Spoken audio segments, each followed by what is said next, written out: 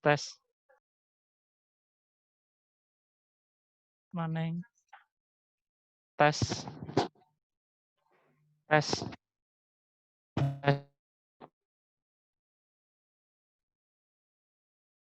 Nggak dengar Bu ya? Aku ngomong ya? Assalamualaikum warahmatullahi wabarakatuh. Tes. Dengar, Padahal Pak. sudah. Dengar. Dengar? Dengar. Saya nggak dengar.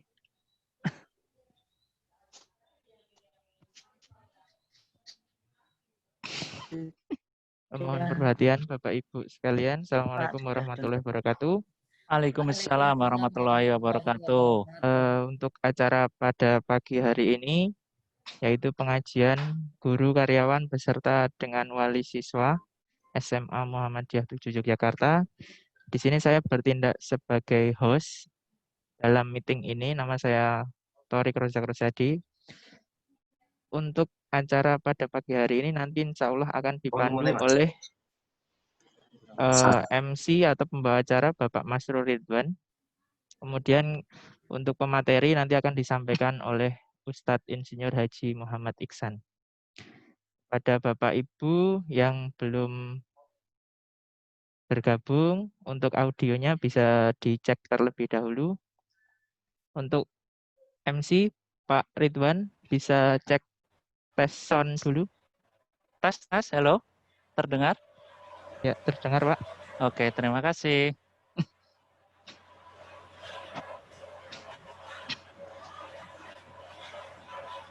Dari sini. Ya. Bu Laila? Untuk Ibu Laila sebentar. Bisa di-unmute dulu Ibu Laila. Tes.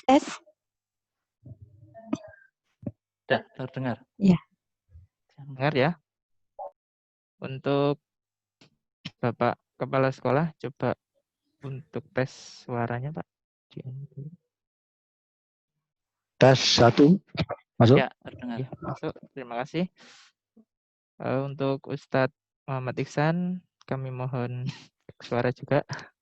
Tes 1, 2. Masuk. Baik, udah tes suara sudah siap. Bisa dimulai. Kami tunggu sebentar untuk sambil menunggu Bapak Ibu yang lain untuk join di meeting ini.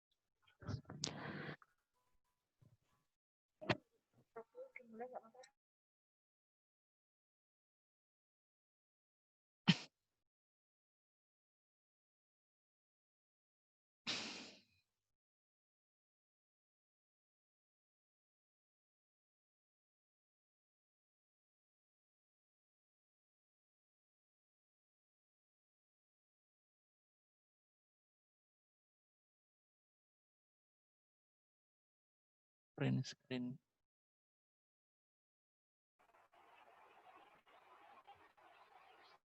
Print screen. Bisa kan?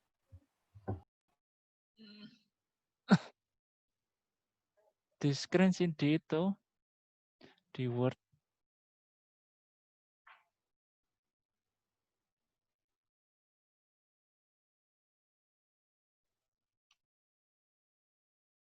Tuh. Yang depan ya hostnya ya.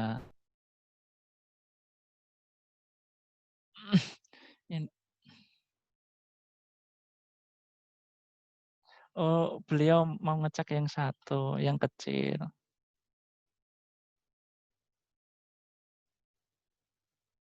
Sama aja.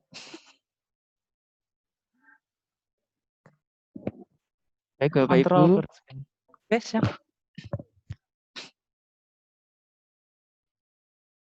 Baik, Bapak Ibu.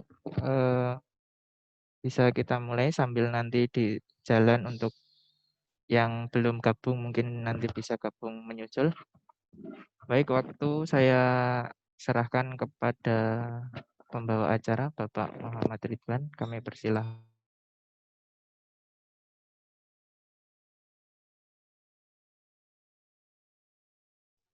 Tes, terdengar? Oke. Assalamualaikum warahmatullahi wabarakatuh. Waalaikumsalam. Yang terhormat Kepala SMA Muhammadiyah 7 Yogyakarta, yang terhormat kita SMA Muhammadiyah 7 Yogyakarta, yang kami hormati guru dan karyawan SMA Muhammadiyah 7 Yogyakarta, yang kami hormati staf pengajar Muhammadiyah Boarding School SMA Muhammadiyah 7 Jakarta, yang kami hormati orang tua wali siswa SMA Muhammadiyah 7 Yogyakarta, yang kami hormati alumni SMA Muhammadiyah 7 Yogyakarta, dan tak lupa seluruh hadirin dan partisipan yang hadir dalam kesempatan pagi hari ini. Yang pertama adalah kita panjatkan syukur Allah SWT yang sampai dengan saat ini terus saja memberikan nikmat kepada kita sehingga kita dapat menjalankan tugas dan kewajiban kita. Meski saat ini pandemi masih berlangsung, namun alhamdulillah kita masih dapat menjalankan ibadah, kita masih dapat menjalin silaturahim bersama-sama. Baik, saya selaku pembawa acara akan membawakan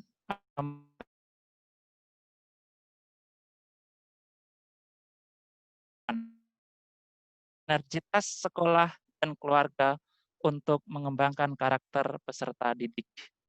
Acara yang pertama adalah pembukaan, kemudian disusul pembacaan ayat suci Al-Quran, kemudian sambutan dari Bapak Kepala SMA Muhammadiyah 7 Yogyakarta, kemudian acara inti, yaitu acara pengajian yang akan dibawakan oleh Ustadz Insinyur Haji Muhammad Iman, dan acara yang terakhir adalah penutup. Memasuki acara yang pertama, marilah bersama-sama kita membaca basmalah. Bismillahirrahmanirrahim. Semoga acara yang akan kita laksanakan hingga nanti dapat membawa manfaat untuk kita bersama. Memasuki acara kedua adalah pembacaan ayat suci Al-Quran yang akan dibawakan oleh Saudari Hikmatul Laila, MPD. Waktu dan tempat dipersilahkan.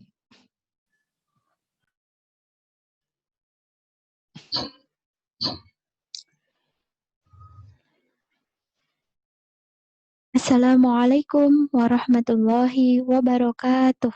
Waalaikumsalam warahmatullahi wabarakatuh.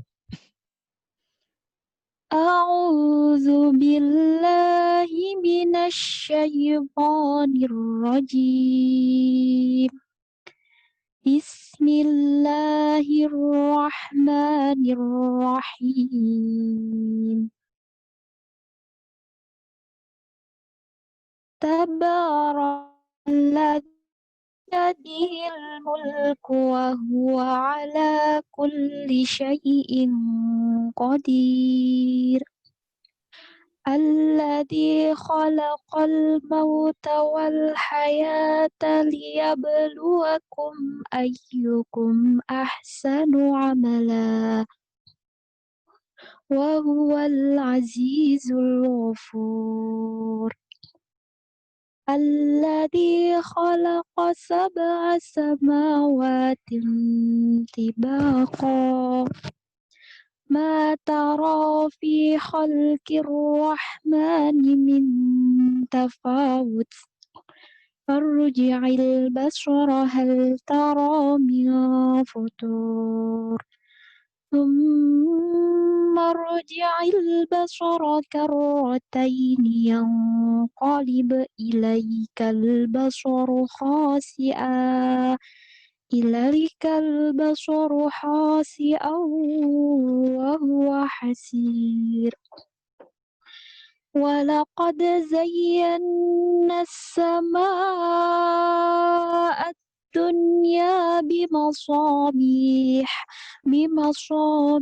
wa ja'alnaha rujuman lisyayatin wa a'tadna lahum 'adzabas sa'ir. Walilladzina kafaru birabbihim 'adzabu jahannam wa bi'sal masir. Shadaqallahul azim. Baik, terima kasih kami sampaikan kepada Ibu Hikmatul Laila yang telah membacakan ayat suci Al-Quran surat Al-Mulk. Baik, semoga dengan pembacaan ayat suci Al-Quran ini tadi dapat membawa kesejukan bagi hati kita untuk lebih menguatkan kepribadian kita. Karena salah satu manfaat Al-Quran itu adalah sebagai penyejuk hati. Bahkan orang yang mendengarnya pun bisa menjadi sejuk. Baik, acara selanjutnya adalah sambutan dari Bapak Kepala Sekolah SMA Muhammadiyah 7 Yogyakarta. Kepada Bapak Darmansyah SH dipersilahkan. Assalamualaikum warahmatullahi wabarakatuh. Waalaikumsalam warahmatullahi wabarakatuh. Bismillahirrahmanirrahim. Alhamdulillahillazi khalaqal mauta wal hayata liyabluwakum ayyukum ahsanu amala. Asyhadu an la ilaha illallah wahdahu la syarika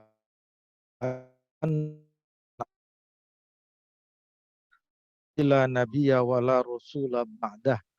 Allahumma salli wa sallim ala nabiyyina Muhammad wa ala alihi wa ashabihi ajma'in.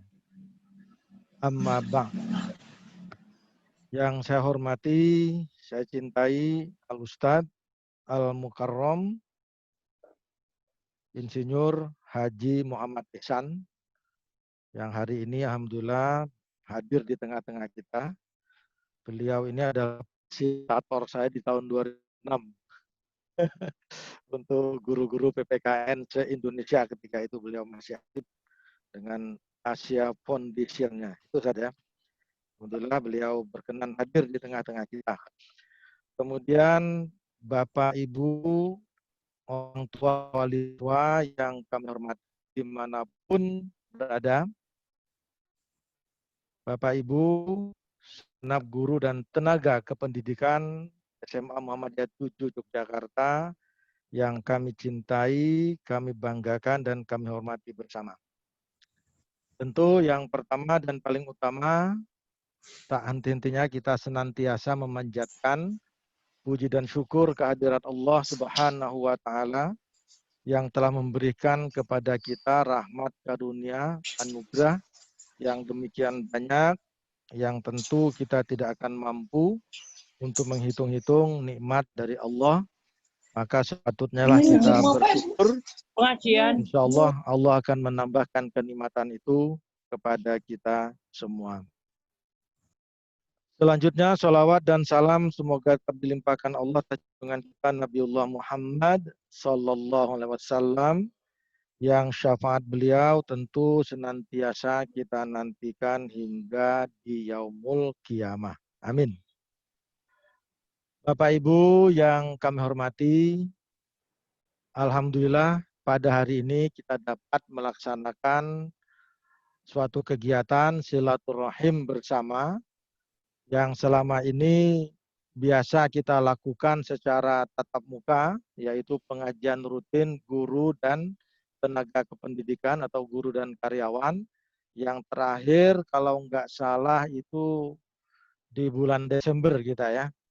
Dan kemudian kita sudah memberikan sudah memberikan jadwal juga, ada kelompok utara, selatan, barat, dan timur. Nah, dikarenakan kendala pandemi ini selama beberapa bulan akhirnya tidak dapat kita laksanakan. Nah, hari ini alhamdulillah kita upayakan ya dengan menghadirkan Ustadz kita Haji Muhammad Ihsan, kemudian juga kita melibatkan Bapak Ibu orang tua wali siswa.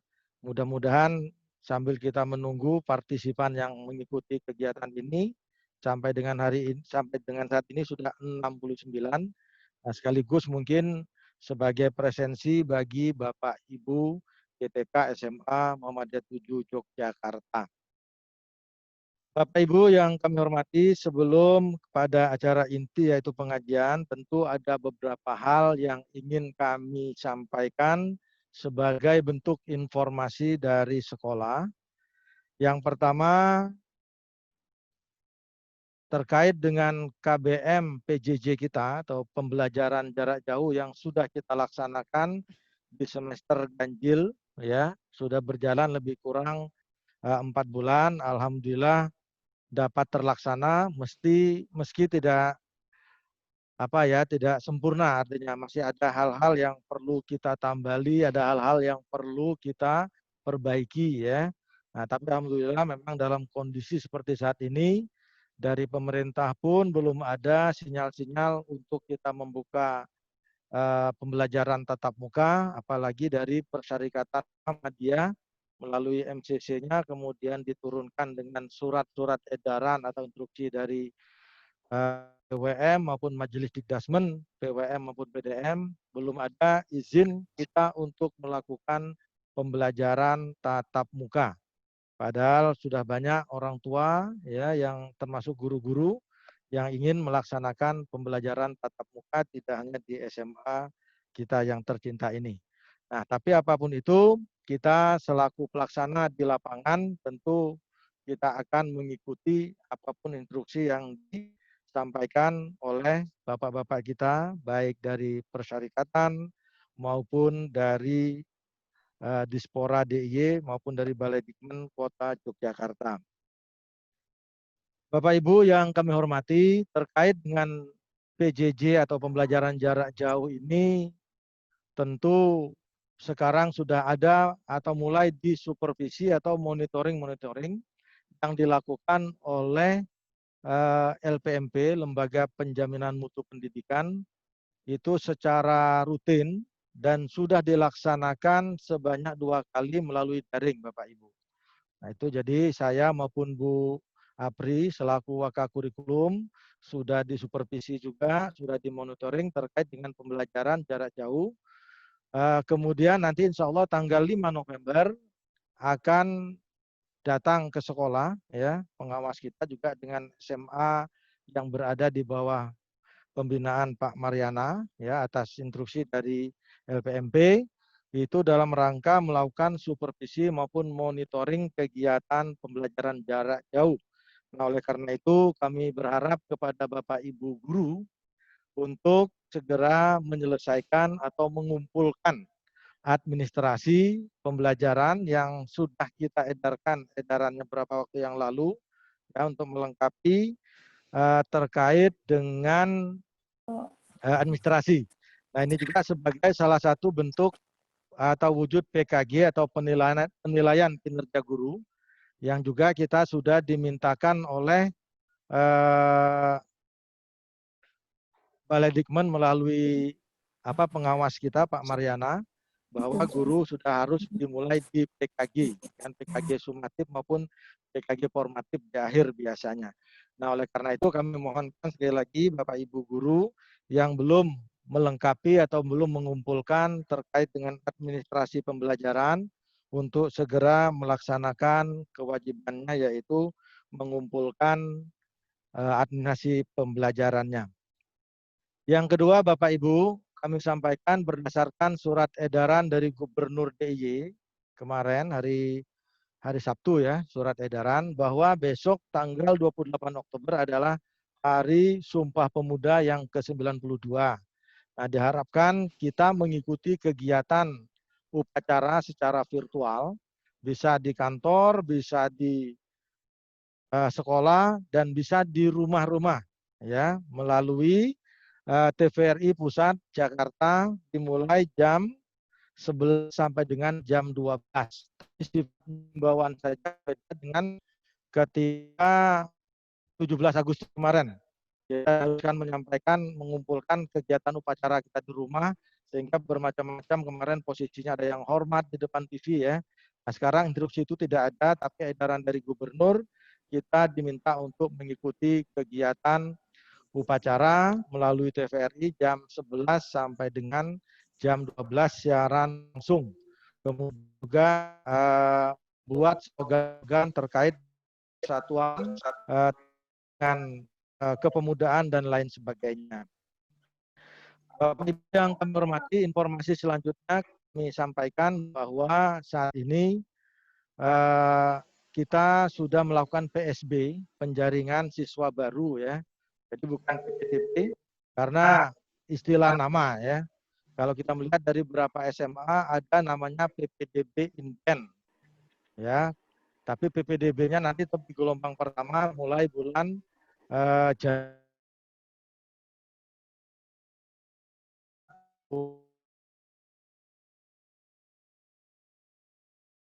kegiatan melalui daring juga, baik melalui juga sosial media.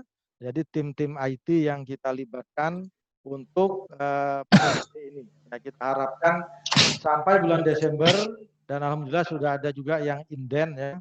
Inden dari Bogor juga, kemudian sudah ada juga yang dari Lampung yang ingin pindah di kelas 10 pada tahun ini, tapi kita arahkan di bulan Januari atau semester kedua.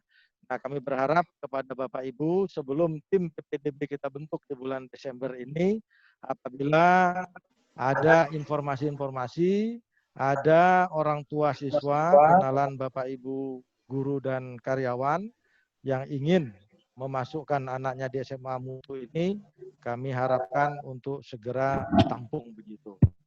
Itu terkait dengan informasi PSB, insya Allah bulan Desember, akhir Desember kita bentuk tim PPDB SMA Muhammadiyah 7 Jakarta. Selanjutnya Bapak Ibu, dalam rangka PPDB ini juga tentu kami berharap ya ketertiban dari Bapak Ibu GTK untuk ditingkatkan lagi terkait dengan masalah seragam mungkin ya. Nah, seragam kemarin sudah kita dapatkan dan sudah kita edarkan surat dari sekolah secara resmi sesuai dengan harinya sudah ada pemakaian seragam termasuk atribut-atributnya, apakah itu dasi, kemudian juga ada juga name tag-nya mohon untuk digunakan. Nah, karena itu merupakan kita dalam rangka membangun branding kita sebetulnya. Ya, ketika kita memakai name tag itu akan terlihat suatu lembaga, dan sebetulnya ini sudah pernah kita laksanakan dulu ya. Jadi kita hanya melanjutkan yang dulu pernah hilang begitu, kita munculkan kembali. Nah, oleh karena itu kami berharap dari segi ketertiban berseragam, kemudian juga memakai atribut-atribut yang sudah kita sediakan dari sekolah untuk digunakan dengan sebaik-baiknya. Bapak Ibu yang kami hormati, terkait dengan ananda kita, alhamdulillah kemarin sudah mengikuti kegiatan PTS, ya, penilaian tengah semester, dan hasilnya juga sudah kita sampaikan kepada orang tua siswa. Nah, tapi tentu ada juga permasalahan-permasalahan yang kita alami, ada beberapa ananda juga mungkin yang kita mengikuti PTS itu atau halangan terkait dengan jaringan internetnya yang bermasalah. Nah, maka saya harapkan ada komunikasi yang intens dari dari guru ya, guru mapel yang mungkin ada anak-anaknya yang tidak melengkapi kegiatan pembelajaran, presensi maupun kegiatan-kegiatan ulangan harian dan ulangan PTS itu, maka kami harap komunikasi yang antara guru mapel, kemudian wali kelas, juga BK dan kesiswaan. Ya, untuk besok sehingga pada waktunya untuk pembagian rapat semester 1 tidak ada masalah lagi permasalahan penilaian, dan juga kami himbau kepada orang tua wali siswa untuk senantiasa memperhatikan dan mendampingi anandanya terkait dengan pembelajaran jarak jauh maupun hal-hal yang masih kurang dalam pembelajaran itu. Bapak Ibu yang kami hormati, terkait dengan komunikasi tadi, maka tanggal 2 November besok di hari Senin, informasikan dalam rangka pendampingan dan pembinaan siswa, baik kelas 10, 11 maupun 12, itu kita akan mengadakan pembinaan dan pendampingan seluruh siswa ya, di tanggal 2 November, yaitu melibatkan BK, nanti wali kelas, juga kesiswaan.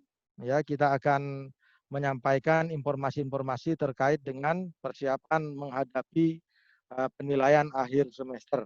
Nah, itu nanti akan kita sampaikan surat secara resmi, dan di hari Senin itu kami sampaikan kepada Bapak Ibu yang mengajar, itu tidak ada KBM-nya nanti. Ya, ananda kita minta untuk mengikuti kegiatan pendampingan dan pembinaan. Karena hari pertama masuk setelah cuti bersama itu. Nah, jadi nanti akan kita sampaikan informasi lebih lanjut.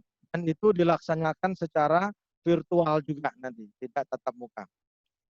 Bapak Ibu yang kami hormati, oleh karena itu sekali lagi kepada orang tua kami selalu berharap ya untuk selalu mendampingi, menemani ananda dalam mengikuti pembelajaran, dan juga sudah kami edarkan kemarin surat terkait dengan tidak mengadakan kegiatan-kegiatan bagi ananda di luar kegiatan atau di luar kegiatan sekolah, atau mengadakan kegiatan-kegiatan di luar mengatasnamakan sekolah. Nah, kalau sekolah mengadakan kegiatan, itu insya Allah kami akan selalu menginformasikan kepada orang tua melalui surat resmi ya, yang disampaikan oleh wali kelas. Ya, jadi sekali lagi kami berharap ya tidak ada kegiatan sekolah, anak-anak melakukan kegiatan mengatasnamakan sekolah. Nah, apabila terjadi hal-hal yang tidak diinginkan sesuai dengan surat yang kami edarkan, maka sekolah tidak bertanggung jawab atas resiko yang terjadi. Oleh karena itu, selalu berkomunikasi kepada sekolah melalui wali kelasnya masing-masing.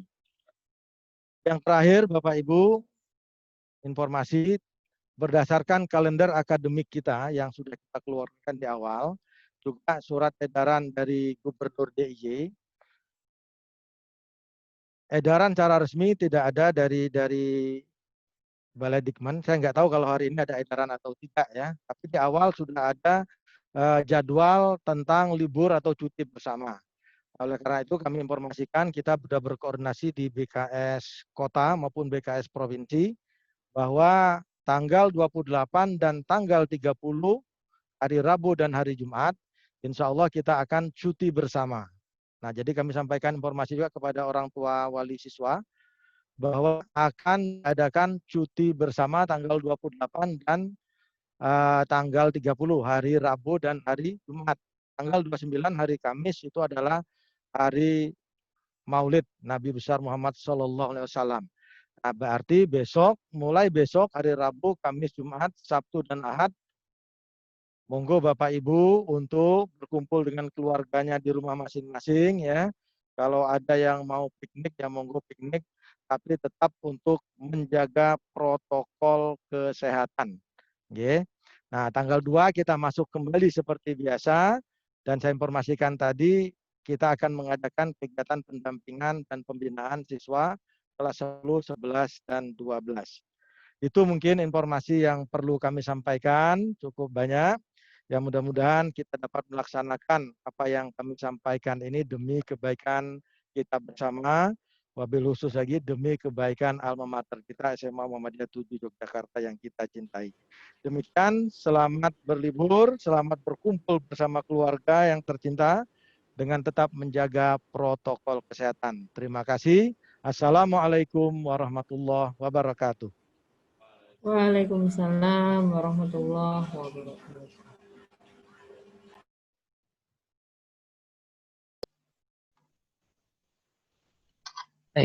Baik, terima kasih kami sampaikan kepada Bapak Kepala Sekolah SMA Muhammadiyah 7 Yogyakarta bahwa sedikit saya review bahwa ada beberapa informasi penting tadi yang disampaikan oleh Bapak Kepala Sekolah, bahwa yang pertama memang belum ada tanda-tanda akan diselenggarakannya pembelajaran offline, sehingga dalam waktu beberapa bulan ke depan diperkirakan pembelajaran masih bersifat online. Dan juga pada itu apabila ada peserta didik yang menyelenggarakan kegiatan atas nama sekolah, dimohon untuk Bapak Ibu wali siswa untuk menanyakan terlebih dahulu kepada sekolah, karena kegiatan yang diselenggarakan atas nama sekolah pasti ada izin dari sekolah. Dan yang terakhir tentunya bagi Bapak Ibu guru untuk segera melengkapi perangkat pembelajaran online, karena akan ada supervisi yang dilakukan oleh LPMP. Ya, demikian beberapa informasi penting itu. Memasuki acara selanjutnya adalah acara inti, acara pengajian yang akan diisi oleh Ustadz Insinyur Haji Muhammad Ihsan.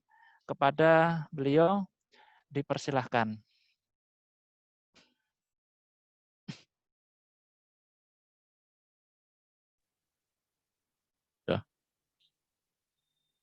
Bismillahirrahmanirrahim. Assalamualaikum warahmatullahi wabarakatuh. Waalaikumsalam warahmatullahi wabarakatuh. Alhamdulillahilladzi nahmaduhu wa nasta'inuhu wa nastaghfiruh wa na'udzu billahi min syururi anfusina wa min sayyiati a'malina. May yahdihillahu fala mudhillalah wa may yudhlilhu fala hadiyalah. Asyhadu an la ilaha illallah wahdahu la syarikalah wa asyhadu anna Muhammadan abduhu wa rasuluhu la nabiyya ba'da. Allahumma salli wa sallim wa barik ala nabiyyina Muhammad wa ala alihi wa sahbihi ajma'in, amma ba'du. Yang saya hormati Bapak Kepala Sekolah, Bapak Darmansyah, beserta staf, guru, karyawan, rekan-rekan yang berbahagia, komite sekolah, orang tua, wali murid, semuanya saja. Alhamdulillah, puji syukur kita panjatkan kehadirat Allah Subhanahu wa taala. Pagi siang ini semuanya dalam keadaan sehat walafiat. Sehat yang bermanfaat. Atas segala nikmat dari Allah, tak lupa salam dan salawat semoga tercurah pada junjungan kita Nabi besar Muhammad Sallallahu Alaihi Wasallam, pada keluarganya, sahabat-sahabatnya, dan juga kepada para pengikutnya, insya Allah termasuk kita sekalian. Amin. Dan alhamdulillah kita meskipun masih dalam musim pandemi sudah mulai aktif mengadakan pengajian di berbagai tempat. Ini kita apresiasi. Dan tak lupa juga kita sampaikan pada rekan-rekan sekalian, Bapak Ibu, ya selamat long weekend, besok libur panjang ya. Memang dulu beberapa tahun yang lalu sering karyawan, pekerja, dosen, buruh itu mengharapkan banyak kalender itu tanggal merah. Nah sekarang nggak usah di tanggal merah, merah terus ini. Karena pandemi. Sekarang tambah lagi long weekend. Ini siang ini kita bicara-bicara tentang dalam rangka besok peringatan Maulid Nabi Muhammad Shallallahu Alaihi Wasallam, sekaligus dengan membawa subtema tentang sinergitas pendidikan sekolah dan keluarga. Betul gitu ya Pak ya? Karena ada dua hal yang bicarakan, ya nanti saya akan menyampaikan dua hal. Yang pertama pendahuluan dulu lah, karena kita mau Maulid Nabi ya, kita bicara Maulid Nabi dulu, lalu sambungannya dengan subtema yang sudah kita sampaikan, yang sudah dibicarakan oleh pembawa acara. Ini waktunya sekarang jam 10 kurang 10 menit. Saya akan menyampaikan kultum saja, kuliah 37 menit. Nanti setengah 11 lebih dikit selesai lah ya. Karena kita duhurnya juga setengah 12 sudah ada duhur. Bapak Ibu yang kami muliakan, rahimakumullah. Orang itu kalau menyambut merayakan Maulid Nabi, itu kan sama dengan memperingati atau mengingat kembali kelahiran Nabi Muhammad Shallallahu Alaihi Wasallam. Maulid itu berarti hari atau tanggal atau waktunya ketika Nabi lahir. Tapi kalau Maulud itu bayinya atau orangnya yang dilahirkan. Saya tidak mau terjebak dalam khilafiyah merayakan Maulid itu boleh atau tidak. Hanya ada catatan, yang namanya Maulid Nabi itu jelas itu bukan hari raya atau bukan hari besar Islam. Yang perlu diberi catatan. Sebab dalam Islam itu cuma ada 2 hari raya atau 2 hari besar, yaitu Idul Fitri dan Idul Adha. Tapi sudah lanjur di mana-mana kalender PHBI, peringatan hari besar. Di situ tidak hanya Idul Fitri, Idul Adha, tapi juga ada Maulid.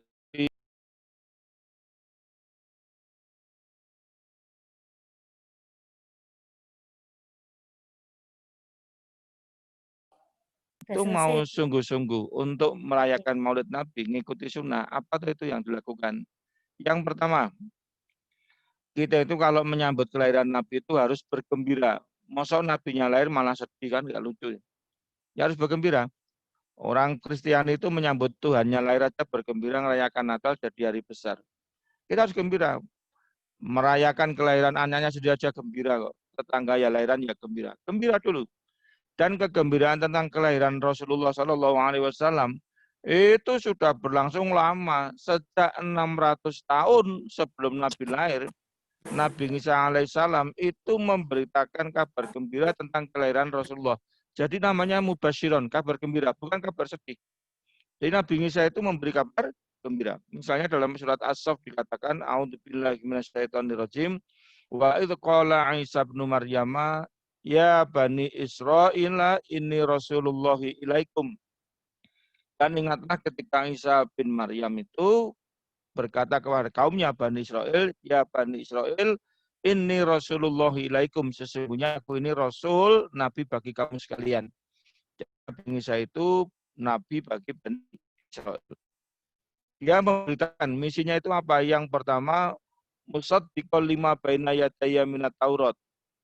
Kita itu datang, Nabi Isa itu diutus untuk musaddiq, membenarkan apa yang ada di antara kedua tangannya, yaitu Taurat. Membenarkan itu artinya Nabi Isa itu mengimani Taurat, melaksanakan Taurat, tidak menggugurkan. Maka beliau mengatakan lebih baik langit itu runtuh daripada hilang satu iota dari kitab Taurat. Tidak untuk meniadakan, tapi untuk menggenapi. Menggenapinya itu di mana?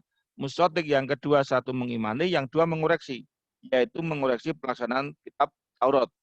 Karena orang-orang Bani Israel Yahudi pada waktu itu kalau melaksanakan kitab Taurat itu letterlek, dan itu sungguh tidak manusiawi. Misal hari Sabat libur, itu yang libur tidak hanya pasar, dokter juga libur lah, parah itu. Nah kalau dokter libur nanti gimana pasiennya? Ya. Nah, itu maka ada perbaikan pelaksanaan, yaitu sentuhan akhlakul karimah. Itu misi Nabi Isa yang pertama. Nah, yang kedua yang ini yang penting, apa yang dibawa misi Nabi Isa itu? Wa mubasyiron bi rasuli ya'ti min ba'dismuhu Ahmad. Yaitu memberikan kabar gembira tentang kedatangan seorang Rasul yang nanti bernama Ahmad. Beliau menyebut Ahmad. Kalau orang itu terpuji, wah sholatnya baik, ini namanya Mahmud. Kalau perempuan namanya Mahmudah. Ini Pak Mahmud ada enggak ini? Enggak ada. Bu Mahmudah juga enggak ada. Oh, puasanya baik, itu namanya Mahmudah. Oh ini kalau dengan temannya, dengan tetangganya dermawan, itu namanya Mahmudah. Tapi kalau Ahmad itu jamaknya Mahmud. Jadi semuanya baik, maka disebut Ahmad. Jadi kabar gembira tentang kelahiran Nabi itu sudah 600 tahun yang lalu. Demikian juga panjenengan masih ingat dalam sejarah itu, ketika Nabi itu lahir, itu yang paling gembira menyambut itu pamannya namanya Abdul Uzza. Karena ini anak yatim, anaknya sudah dianggap anaknya sendiri. Saking gembiranya maka Abdul Uzza itu kemudian membebaskan 2 orang budak yang memberi kabar itu. Nabi Muhammad lahir, betul-betul lah, itu yang ngabari itu budaknya itu dibebaskan. Padahal budak itu harganya sama dengan sekarang ya Toyota Kijang itu. Innova, mahal budak itu harganya. 2 orang itu dibebaskan. Dan yang hebatnya lagi, Abdul Uzza itu gembira dengan kelahiran ponakan Jabang bayi Muhammad ini.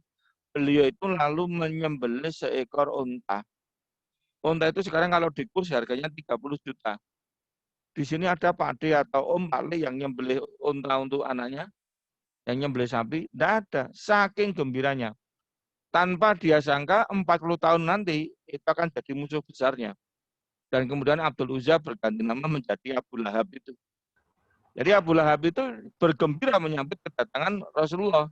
Maka ada riwayat yang mengatakan karena kegembiraan inilah maka Abu Lahab itu setiap hari Senin itu dibebaskan dari siksa api neraka sebagai wujud apa itu syafaat, ya keringanan. Jadi kalau hari Senin itu Abu Lahab itu car free day gitu ya, ya nggak ada siksa itu ya. Nah, kalau Nabi saja menyatakan kabar gembira, Abdul Uzza gembira, masuk kita enggak? Ya satu gembira itu. Yang kedua, kalau mau mengikuti sunnah betul itu puasa Senin Kemis. Rasulullah itu kan ditanya, ya Rasulullah kenapa Anda itu puasa Senin Kemis? Nabi menjawab, Senin itu hari kelahiranku. Jadi kalau mau mengikuti sunnah ya puasa Senin. Itu yang kedua. Yang ketiga, kalau ingin memperingati Nabi itu, ada lain memperbanyak sholawat untuk beliau. Sholawat. Dan yang mantap gitu loh. Saya itu, ya kok saya, kita semua ini kan warga Muhammadiyah. Saya kalau khutbah Jumat atau pengajian itu untuk melihat jamaah itu NU atau Muhammadiyah itu gampang. Mudah. Kalau saya mengucapkan salam, lalu mengucapkan sholawat, Nabi Muhammad lalu disambut sallallahu alaihi wasallam, itu mesti NU. Ngangger bar muni Nabi Muhammad atau anyep bahas Muhammadiyah. Ya, Muhammadiyah ngarep bar sebut Nabi Muhammad anyep itu salah beda. Salah satunya bedanya NU Muhammadiyah. Itu kadang-kadang berseloroh dulu di zaman Pak Dasron masih sugeng gitu. Bedaan itu apa bedanya yang Muhammadiyah dan NU? Saya itu gampang. Kalau di Muhammadiyah itu banyak gedung bagus, ruangannya ber-AC, maka tulisannya no smoking, nggak boleh ngerokok. Nah, kalau di NU kayaknya ngerokok semua, namanya NU smoking. Itu bedanya. Jadi kita kalau dibacakan sholawat ya mantap lah, sallallahu alaihi wasallam. Banyakkan sholawat, terutama di hari Jumat. Yang keempat itu sedekah. Karena ada orang itu yang sedekah dalam agama. Maka kalau kita suatu saat berkunjung ya, mungkin pernah ke kampung Melayu atau ke Tamburan, atau kalau di Solo ya di Pasar Klewer, itu kan banyak kampung Habib. Itu kalau muludan, nah itu, mereka itu royal, dermawan itu. Ya, itu kantongnya jubahnya para Habib itu mesti kebak duit. Kalau kita merongnya wunan ya, ya itu dermawan, jubah cilik-cilik, sedekah. Dan yang paling penting yang kelima yaitu apa? Kalau kita ingin memperingati Nabi itu tiada lain nanti niat kita nawaitunya ingin mensuri teladani Nabi besar Muhammad Sallallahu Alaihi Wasallam. Itu nanti akan kami sampaikan pada saat bahas pendidikan anak itu teladanan. Karena memang beliau itu kan dijadikan sebagai uswatun hasanah. Laqad kana lakum fi Rasulillahi uswatun hasanah. Sungguh telah ada pada diri Rasulullah itu al-uswah al-hasanah, contoh perilaku yang baik, teladan yang baik. Ada yang namanya uswatun hasanah? Tidak ada. Mana? Ya. Kalau ya itu bagus itu. Mahmudah uswatun hasanah. Di lain ayat dikatakan wa innaka ala khuluqin adzim. Surat Al-Qalam ayat yang keempat itu bahwa Nabi Muhammad itu berada dalam akhlak yang agung, memang luar biasa. Kalau membicarakan akhlak Rasulullah, kepribadian Rasulullah itu enggak akan pernah berhenti. Yang namanya kitab Sirah Nabawiyah itu setiap 4 tahun diperlombakan itu selalu pengikutnya itu ratusan. Yang adakan itu dari Mekah. Yang kami muliakan. Kadang-kadang kita itu kalau untuk ukuran sekarang ini ya, melihat akhlak Nabi itu enggak masuk akal gitu. Kalau diukur zaman sekarang. banyak hal yang terjadi zaman Nabi itu kalau zaman sekarang itu nggak masuk itu. Contoh ini sepele saja buat kita semua, terutama para bapak, para laki-laki ini.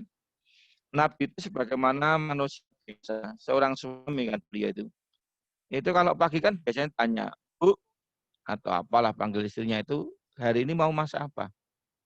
Kok kemudian istrinya menjawab, waduh, gimana mau masak mas? Nggak ada roti, nggak ada gandum, nggak ada daging. Mendengar itu dari istrinya Kanjeng Nabi itu tidak marah. Beliau malah tersenyum sambil mengucap, ya sudah, aku mau puasa sunnah saja. Itu Nabi Muhammad. Kalau Muhammad Eksan mungkin beda. Tanya istrinya, Jo, masak apa Jo? Saya panggil kan Jo, karena bucu saya itu. Wah, orang belanja ngasem ya mas, ya wis nyoto. Jadi jawabannya bukan puasa sunnah tapi nyoto. Jarang sekali ada suami sekarang yang puasa sunnah karena istrinya belum belanja. Eloknya lagi, Nabi itu kalau puasa sunnah loh ya. Kok bertamu, kemudian disajikan makanan, dihidangkan makanan, beliau batalkan puasanya. Jarang sekali orang sekarang itu kalau puasa sunnah kalau disuguh itu batalkan, jarang. Dulu ada salah seorang, ya ini nggak perlu saya sebutkan namanya, bagus sekali. Ada seorang kiai ke Solo. Itu datang dari Makassar ya. Dan dijamu di Solo. Pas hari Kamis, dia pengen tahu kalau hari Kamis itu kan beliau puasa Senin Kamis karena Pak Kiai itu. Lah di Solo itu dijamu. Lah beliau mengatakan ini, karena dijamu ya saya batalkan. Ya memang sunahnya kayak gitu. Karena dijamu dalam rangka menghormati tuan rumah atau menghormati tamunya. Tapi kalau kita puasa sunnah, ya jangan kerep-kerep bedaya. Nanti tidak dikira jaga ke itu ya. Tidak boleh itu. Itu nanti. Nah, kemudian bagian berikutnya sebelum sampai pada inti pembicaraan. Kita itu kan tadi alanya itu ya, 1 bergembira, 2 puasa Senin Kamis, 3 memperbanyak sholawat dan sedekah, dan yang keempat ada gerakan keinginan untuk mengikuti sunnahnya. Pertanyaannya, sunnah itu apa? Kita sering mengatakan Muhammadiyah itu dasarnya Quran dan sunnah. Kalau Quran itu jelas, itu mushaf 30 juz, mushaf Utsmani. Biasa dipakai untuk mas kawin. Tapi kalau sunnah itu apa? Ada yang pernah lihat sunnah? Tidak ada. Mas kawinnya Quran ada, tapi mas kawin sunnah tidak ada. Biasanya lalu yang disodorkan kitab himpunan hadis. Tapi beda, hadis itu bagian dari sunnah. Maka kita akan mengkaji sedikit masalah sunnah sebelum ada masalah inti masalah. Jamaah yang kami muliakan, kenapa kita perlu mengaji pelan-pelan? Karena orang itu kalau ngajinya itu unjuk, artinya tidak memakai dasar yang benar. Itu kadang-kadang terjebak dalam pemahaman yang sifatnya letter.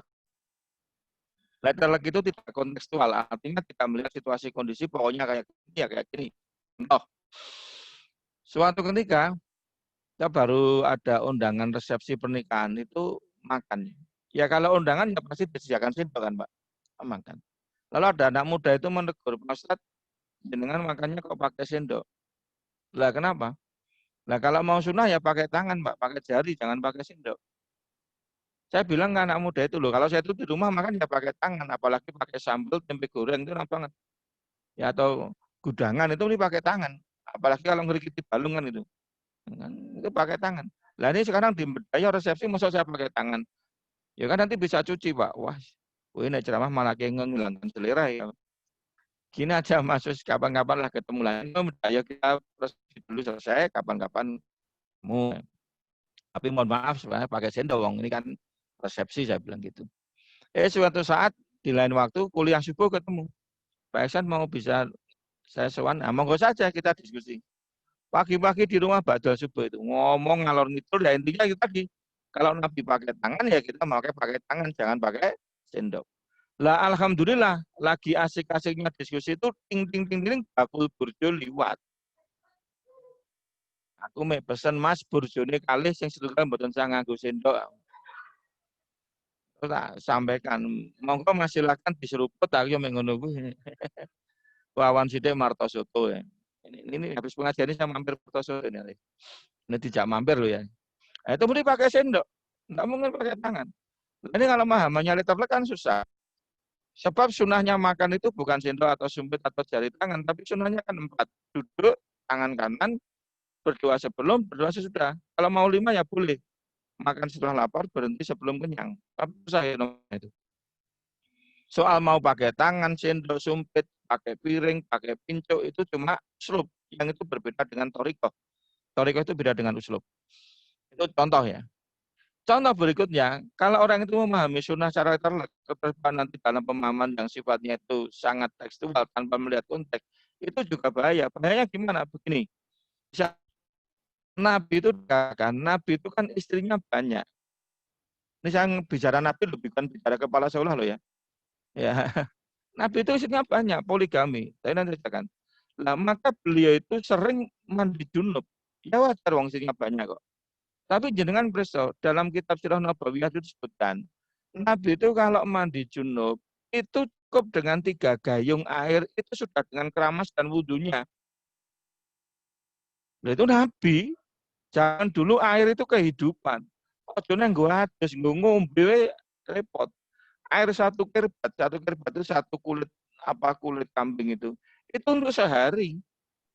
Mau untuk mandi, ya nggak mungkin. Jadi Nabi itu kalau cuma dengan 3 gayung selesai wudhu maupun keramas dan mandinya wajar. Tapi kalau di Jogja, misalnya Mas Raihan gitu ya, ya. Kok cuma 3 gayung aplikat? Dekat. Ini pentingnya kita coba dalam tekstual. Oke, mari kita lihat yang pertama dulu. Sunnah itu apa? Secara lughah, secara bahasa, yang namanya sunnah itu artinya thariqah. Thariqah itu jalan yang ditempuh Nabi, metode, tata cara. Misalnya Nabi mengatakan demikian, an-nikahu sunnati faman raghiba an sunnati falaysa minni. Nikah itu adalah sunnahku, tata cara metode dalam rangka berhubungan laki dan perempuan. Faman raghiba an sunnati, barang siapa yang suka dengan sunnahku, tidak suka dengan tata caraku, tidak suka dengan jalanku ini, faman raghiba minni, falaysa minni, bukan dari golonganku. Jadi yang namanya sunnah itu artinya thariqah, jalan yang ditempuh Nabi, metode, tata cara. Nah ini bentuknya selalu mufrad, singular, tunggal. Artinya ya satu-satunya cara dengan perkawinan itu. Nah kalau sunnah itu jalan yang ditempuh Nabi, lawannya adalah khutuwatis syaiton, jalan-jalan setan. Nah kalau jalan setan itu bentuknya plural, jamak, artinya banyak cara orang berhubungan di luar perkawinan. Apa itu pacaran, apa itu perzinaan, perselingkuhan, pelacuran, perkosaan, LGBT, pornografi, itu semuanya adalah khutuwatis syaiton, jalan-jalan setan. Tapi jalan Nabi cuma satu, an-nikah. Itu artinya nikah itu merupakan sunnah, jalan yang ditempuh Nabi. Contoh yang kedua, misalnya Nabi mengatakan demikian. Ketika orang mau sholat, itu kan kita selalu belajar tuntunan sholat sesuai dengan sunnah. Maksudnya apa? Maksudnya, sholu kama ra'aitumuni usolli. Sholatlah kalian sebagaimana engkau melihat aku sholat. Maka sholat ngikuti sunnah itu artinya tata caranya, urutannya, doanya, gerakannya, itu persis ketika Nabi mengerjakan sholat. Saya sering sampaikan meskipun secara berseloroh, kata-kata sholu kama ra'aitumuni usolli itu keseluruhannya bahasa Arab. Tapi orang Jawa zaman dulu itu kupinge wong Jawa krungu-krungu kok ana Jawane gitu loh. Sholu kama ra'aitumuni usolli. Oh nek ngono nek arep salat kudu muni usolli. Itu kan Jawa. Lah itu dianggap Jawa nanti di Quran ada kata-kata wala tayasu lho kono tayasu barang. Nah itu. Maka secara pribadi saya kalau sholat tidak membaca usolli, mohon maaf karena niat itu menurut pandangan kami di dalam hati. Mau diucapkan yaitu monggo saja tapi tidak. Jamaah yang kami muliakan. Lagi contoh, kalau yang sunnatnya thariqah jalan yang temu Nabi. Sering kita itu kalau haji itu ada promo dari KBI, itu judulnya kita menyelenggarakan bimbingan haji sesuai dengan sunnah. Tapi untuk menjelaskan ini kan tidak mudah. Biasanya cuma dijelaskan kenapa sesuai dengan sunnah. Karena pada tanggal 9 Dzulhijjah kita mengadakan tarwiyah. Tarwiyah itu sunnah. Nah, itu sunnah dalam pengertian hukum sebenarnya, amalan. Yang dimaksud haji sesuai dengan sunnah itu ya tata caranya, metodenya, tempatnya, doanya. Itu persis ketika Nabi melaksanakan haji. Sebagaimana yang beliau katakan, khudhu anni manasikakum. Ambillah dariku manasik hajimu. Jadi cara manasik kita itu sama persis dengan yang dilakukan Rasulullah. Itu adalah sunnah yang pertama, yaitu dalam pengertian bahasa artinya thariqah, jalan yang ditempuh Nabi. Berikutnya yang kedua yang sering kita ajarkan kepada anak-anak yang sampai kepada kita ini, yang biasa disampaikan cuma yang kedua ini, yaitu apa? Sunnah dalam pengertian hukum. Kalau sunnah dalam pengertian hukum itu terkait dengan ahkamul khamsah, hukum Islam yang 5. Wajib, sunnah, mubah, makruh, haram. Lah, amalan sunnah atau amalan yang dihukumi sunnah, itu amalan yang apabila dikerjakan mendapat pahala, apabila ditinggalkan tidak berdosa. Contohnya sholat sunnah, puasa sunnah, menebar salam, dan sebagainya. Meskipun itu sekedar amalan sunnah dalam tanda petik sekedar, tapi tetap harus kita laksanakan. Kenapa? Kalau kita itu mau jujur, orang kok hanya mengerjakan perkara yang wajib, maka perkara yang wajib itu kalau ditimbang dengan dosanya di yaumil mizan itu bisa 50-50 loh. Lah kalau antara dosa dan amalnya kok 50-50, itu kan resiko. Nambah sidik aja sudah masuk ke neraka. Maka untuk menambah bobot timbangan amal soleh itu tiada lain dengan memperbanyak amalan sunnah. Jadi amalan sunnah itu dalam bahasa agama disebut nafilah. Nafilah itu tambahan. Wa minal laili fatahajjat bihi nafilah kalak. Sebagai tambahan bagi kamu. Dengan tambahan ini maka bobot amal kebaikan di yaumil mizan semakin berat karena banyaknya amalan sunnah. Ibarat orang jual beli amalan sunnah itu bagi atau laba atau untungnya. Orang itu kalau sekedar melaksanakan yang wajib meninggalkan yang sunnah, itu ibarat orang jual beli itu bakbu. Arah badi, kulaan sewu kok didol sewu nggak ada badinya. Maka untung dari amalan itu dengan memperbanyak amalan sunnah. Jadi amalan sunnah itu semakin dikerjakan berarti semakin banyak keuntungan yang diperoleh dalam perniagaan. Itu namanya amalan sunnah atau amalan yang dihukumi sunnah. Jadi jangan disepelekan. Banyak remaja itu yang mengatakan aku namanya sunnah loh. Justru sunnah itu yang harus kita ambil. Kemudian yang ketiga, sunnah itu satu dalam pengertian bahasa, dua dalam pengertian hukum, yang ketiga dalam pengertian dalil. Dalil itu penting, dalil itu namanya argumen. Kita itu mengeluarkan keputusan apapun bentuknya pasti ada dalil dan argumennya. Yang namanya majelis didasmen, majelis dikti sampai tingkat kepala sekolah. Itu kalau mau mengeluarkan SK, pasti ada kata-kata menimbang, memperhatikan, mengingat, baru memutuskan. Lah menimbang, memperhatikan, dan mengingat itu konsideran. Itu namanya dalil atau argumen yang digunakan untuk melakukan keputusan. Lah kita beragama itu butuh dalil kan, tidak salah-salahan. Mohon maaf, kita tidak seperti tetangga sebelah yang tanpa dalil. Oh iya, tetangga sebelah itu kalau ditanya ngomong gitu. Pernah tetangga saya itu tanya, Mas, sampai ini ibadahnya hari Minggu. Terus tak tanya, Gusti Yesus itu ibadahnya hari apa? Ada yang tahu? Yesus ibadahnya hari apa? Berarti belum pernah baca Injil ini. Di rumah punya Injil enggak? Oh enggak punya. Berarti Islam turunan. Kali-kali baca. Yang namanya Gusti Yesus, Petrus, dan pengikutnya sampai kepada Paulus, itu ibadahnya hari Sabat, hari Sabtu. Sejak zaman Nabi Musa, Sabtu. Nah kalau sekarang mereka yang mengikuti malah ibadahnya hari Minggu. Dalilnya apa? Enggak ketemu. Nah itu berarti beragama tanpa dalil. Parah beragama kok enggak ada dalil itu gimana? Enggak ada dalil. Ya terulah sebenarnya. Ada dasarnya harusnya. Jangan peristiwa ketika Yesus itu mati, wafat, diturunkan dari kayu salib. Itu jenazahnya itu diapakan? Dipeti? Dikasih jas? Enggak. Jenazahnya itu ya dimandikan, dikasih wangi-wangian, dibungkus kain kafan. Baru dimakamkan. Enggak ada ceritanya didandani itu enggak ada. Dirias itu enggak ada. Sekarang pengikutnya kalau mati, dikafani apa dirias? Dirias, malah pakai sepatu. Pakai dasi. Saya kira mau jagung manten ini ya. Iya.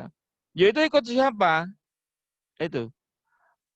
Itulah maka pentingnya orang beragama itu memakai dalil. Lah sunnah itu bisa dipakai sebagai dalil. Dalil yang kedua. Kita itu beragama dalilnya ada 4. Quran, sunnah, ijma, qiyas. Itu.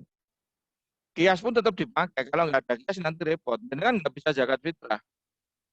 Kanjeng Nabi itu zakat fitrahnya selalu kalau enggak kurma ya gandum karena itu makanan pokoknya. Nah, tempat kita zakat fitrahnya beras. Beras itu kias. Kalau sekarang setor zakat fitrah kok berupa gandum, nanti dikira mau bikin bakwan, dikira mau bikin mendoan. Ini enggak. Kita itu kalau kurban itu pakai sapi. Zaman Nabi jarang sekali pakai sapi, unta, kambing. Kerbau enggak ada. Kerbau itu juga kias. Nah sekarang kembali lagi pada sunnah sebagai dalil ya. Ini pengertiannya paling luas. Segala sesuatu itu asal disandarkan pada Nabi itu namanya dalil. Entah itu perkataan, sabda Nabi, atau perbuatan afaliyah, maupun takrir diamnya Nabi. Itu adalah dalil syariat. Jadi dalil syariat dari sunnah itu ada 3. 1 sunnah kauliyah, perkataan Nabi, sabda Nabi. Yang itu kemudian dihimpun dalam berbagai kitab hadis. Sahih Bukhari, Sahih Muslim, Imam Abu Dawud, Imam Nasai, Imam Ahmad, Imam Tirmidzi, itu adalah sunnah kauliyah. Jadi hadis itu bagian dari sunnah. Kemudian yang kedua sunnah afaliyah. Ini adalah perkataan perbuatan Nabi. Semua perilaku Nabi, tindakan dan sikap beliau itu namanya afaliyah. Dan yang ketiga takrir. Takrir itu diamnya Nabi. Nabi itu diam itu pun bisa dianggap sebagai dalil. Saya akan sedikit komentar tentang ini, mudah-mudahan bisa menjadi contoh. Ini pengalaman saya, mudah-mudahan nanti di SMA 1 siapa tahu kok ya sama. Dulu Pak, kita itu dari pengurus Fakultas Teknik UMY itu punya kebijakan pokoknya mahasiswa itu rambutnya harus rapi, pakaiannya rapi. Karena kita di lab teknik Pak, nanti kalau nggak rapi nanti kan alat-alat dan sebagainya. Pokoknya harus rapi, termasuk tidak boleh mahasiswa berambut gondrong. Apa yang terjadi?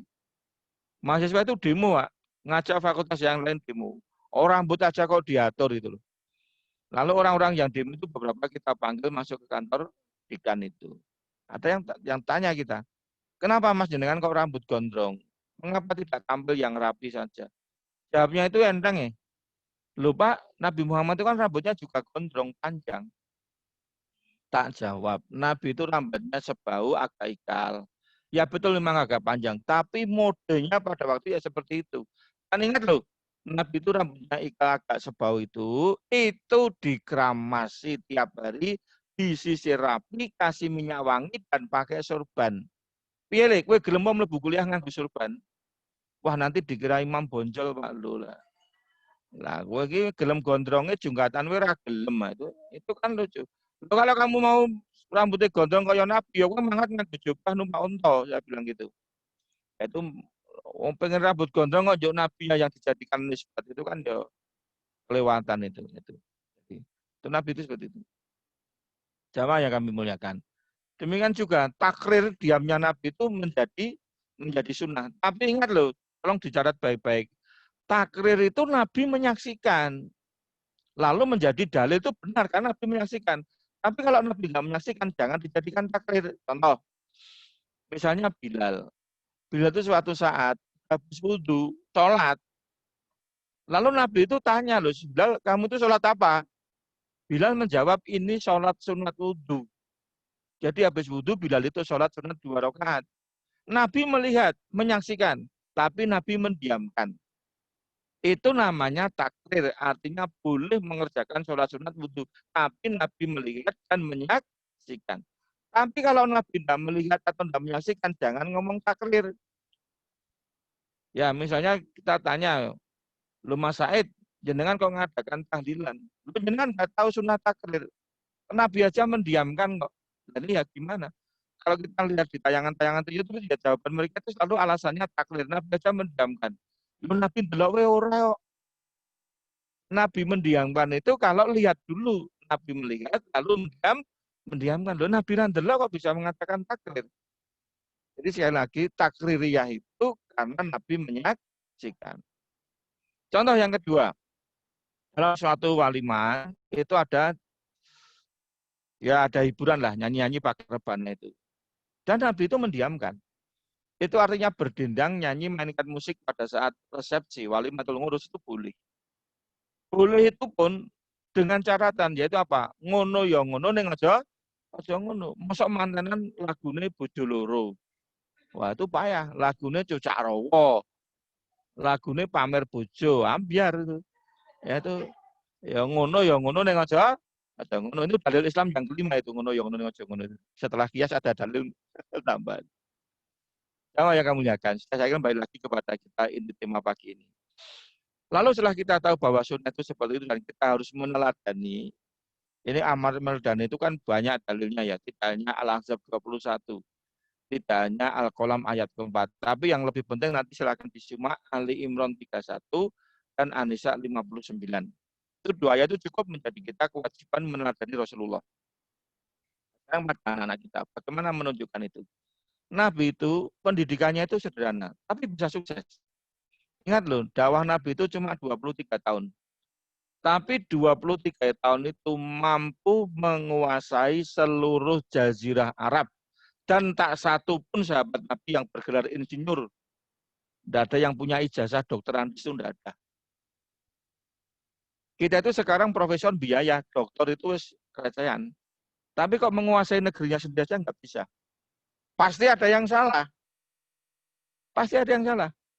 Nabi itu, kekuasaan itu membentang dari Yaman di sebelah selatan sampai Syam, Syria, sebelah utara.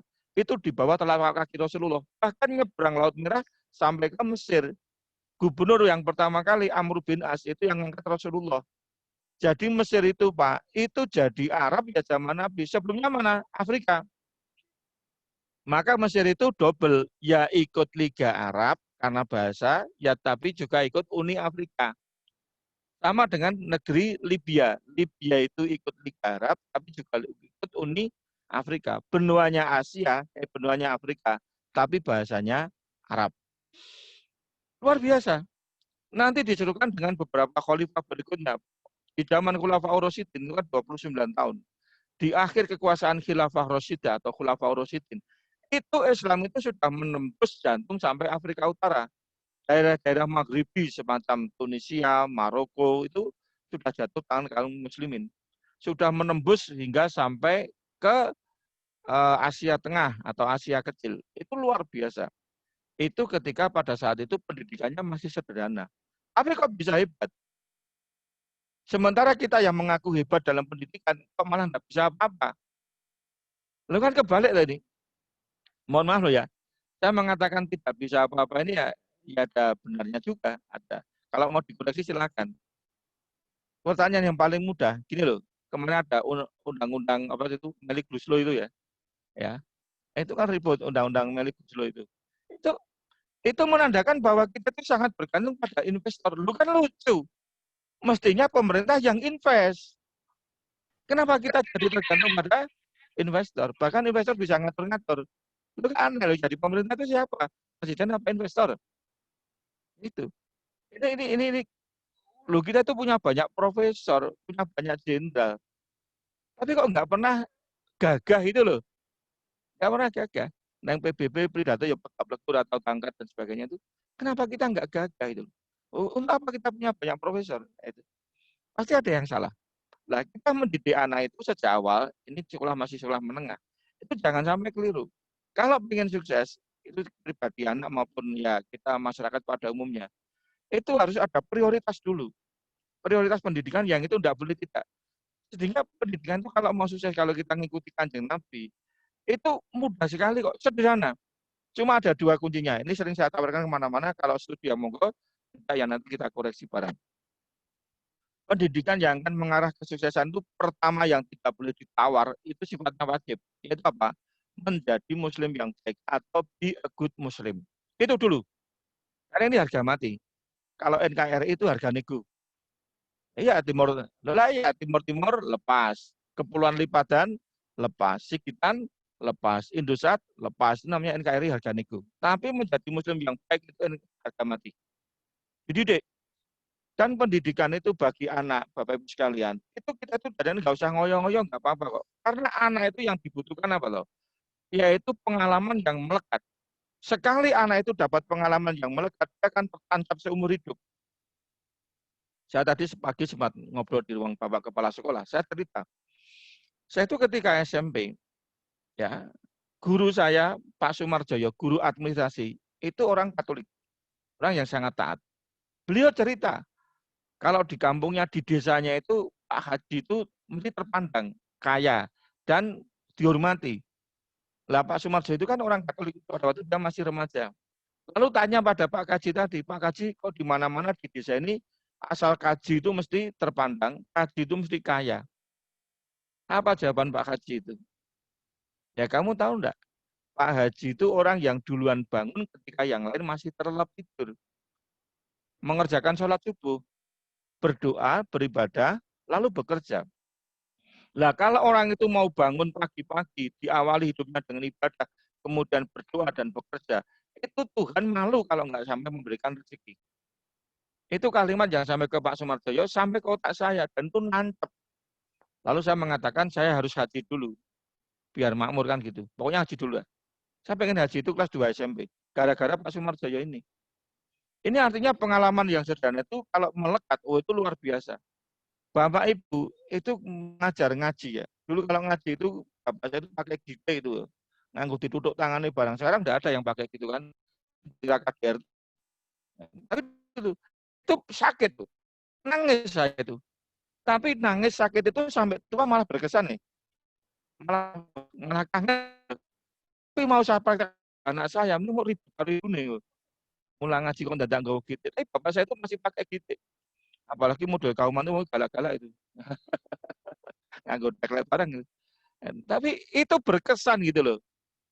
Jadi kalau ingin memberikan hal yang baik pada anak, itu cukup memberikan pengalaman saja. Kalau orang tuanya itu sholat, pasti anaknya pengen ikut. Ya toh ya? Iya, mending ngetutke. Iya, bapak ibu ngaji, mending ngetutke. Ibunya pakai hijab, pakai kerudung, anak wedok ya mesti pengen pakai kerudung. Itu. Jadi cukup memberikan pengalaman yang baik pada anak itu akan melekat. Dan melekatnya itu, ingat Bapak Ibu sekalian, pendidikan agama ideologis itu luar biasa. Itu akan jadi long term memory. Ingatan jangka panjang yang tidak pernah hilang.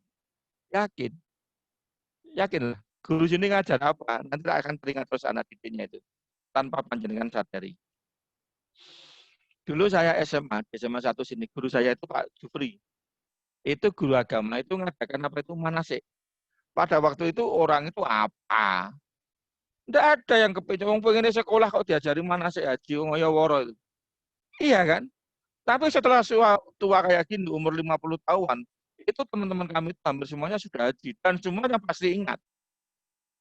Minimal umroh. Dulu ngajari apa? Kalau lihat Ka'bah, diajari doa dulu. Allahumma zid hadzal baita tasrifan wa takriman wa ta'ziman wa zid man syarafahu wa adamahu. Itu melekat itu. Dan itu menjadi pendorong untuk pergi haji atau umroh. Jadi yang panjenengan lakukan dengan memberikan pengalaman, itu akan melekat. Dan lekatannya itu kuat, yaitu long term memory. Coba kita ini sekarang, apa ada yang kita itu yang bisa melupakan malam hari raya, perayaan Idul Fitri? Tidak ada. Mesti terikat semua. Takbiran nganggo oncor, dum-duman konsumsi, ya toh. Yo esok sholat riyo id, mandi tuh. Lalu ada permen macam-macam itu. Wah, itu nggak akan mungkin terlupakan. Maka orang itu kalau mendengar Idul Fitri, ingin semuanya mudik. Dari Jakarta pun naik mobil itu berapa jam ya mudik. Oh, yang dari Korea saja pulang ke Korea, wah itu. Yang dari Maroko balik ke Merauke dan sebagainya itu. Itu karena ada long term memory dalam otak manusia itu yang nggak pernah hilang. Dan itu agama. Agama itu mengambil peran yang besar di sini untuk menanamkan memori yang baik pada anak. Saya berikan contoh lagi kalau ingin mendidik anak. Saya itu akan saya praktekkan pada anak saya ini. Itu pada waktu mahasiswa. Masih ingat betul. Wah, sekali waktu pengen Jumatan di Masjid Juwada. Masjid Juwada. Nah, kemudian di depan saya itu ada seorang ayah ngajak anaknya laki-laki ada Jumatan. Anaknya itu masih kecil, kira-kira ya umur 1 SD, kelas 1 SD. Itu lalu dia mengeluarkan uang untuk anaknya itu. Dia bilang, Dek nanti kalau kota infaknya lewat, kita masukkan. Saya dengar, uang itu depan saya persis. Lah betul, kota infak beredar. Bapaknya dulu ngasih contoh, masukkan ke kota infak. Setelah itu anaknya ikut masukkan. Ini pengalaman yang sederhana, sangat sederhana. Tapi saya yakin itu bagi anak akan melekat seumur hidup. Nggak akan mungkin hilang. Jika Bapak ngajar itu, nggak akan mungkin hilang. Saya tuh diajak ngaji Bapak saya, bonceng itu nggak akan hilang. Masih teringat. Maka terhadap anak-anak, itu kita harus hati-hati. Karena anak-anak itu ikatannya kuat. yang suatu saat pasti dia akan teringat lagi. Itulah pentingnya memberikan pengalaman. Nah, anak saya itu tak ajari juga, saya dapat pengalaman itu. Biasanya lalu tak ajak ziarah. Tak tunjukkan ini loh makamnya Simbah, Kakung, Mbah Putri, ini Pak D, karena kakak saya ada yang meninggal. Ini Jida itu kakek dari pihak istri saya, ayo kita bareng-bareng berdoa. Mengajak anak ke makbaroh, lalu mendoakan almarhumah kakeknya.